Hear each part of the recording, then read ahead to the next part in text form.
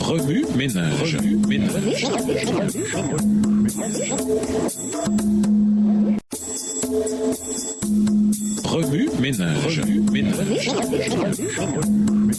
Bienvenue dans votre émission. Remue ménage. Nous voilà à la leçon de jeudi. S'impliquer, déposer les graines de la vérité. Si nos jeunes se convertissent tous les jours, il n'y aura aucun danger pour eux de s'inscrire dans les instituts d'enseignement supérieur de notre pays. Mais s'ils se sentent libres de ne pas être sur leur garde, ne serait-ce qu'un jour, ce jour-là même, Satan leur présentera ses pièges. Ils seront vaincus et amenés à marcher dans de faux sentiers, des sentiers interdits que le Seigneur n'a pas tracés. Est-ce à dire que ceux qui professent être chrétiens doivent refuser de s'associer aux inconvertis et chercher à ne pas avoir de communication avec eux? En aucun cas, ils doivent, bien au contraire, être avec eux, être dans le monde sans toutefois être du monde, c'est-à-dire de ne pas participer à leurs habitudes, ne pas se laisser impressionner par eux, ne pas s'adonner à leurs coutumes et pratiques. Leurs associations avec les gens du monde doivent avoir pour but d'attirer ceux-ci au Christ. Les Vaudois étudiaient dans les écoles du monde. Ils n'avaient aucune prétention. Selon toute apparence, ils ne prêtaient attention à personne. Mais ils vivaient ce qu'ils croyaient. Jamais ils ne renonçaient à leurs principes, et ces principes furent bientôt connus. N'ayant jamais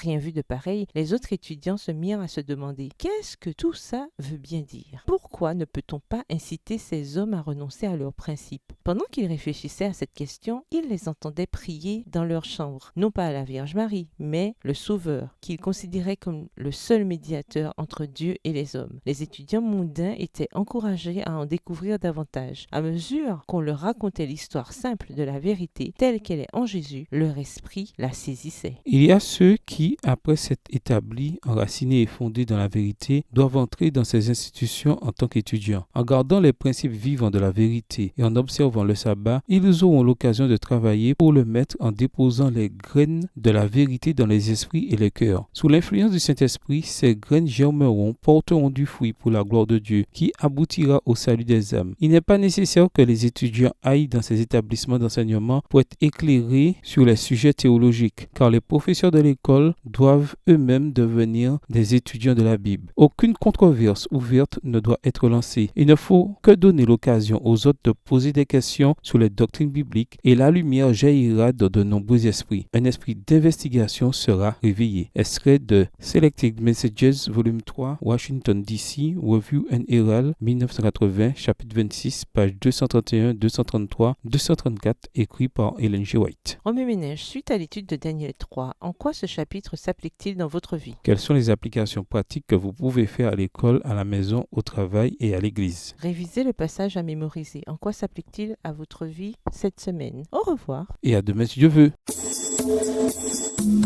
Remue ménage. Remue ménage.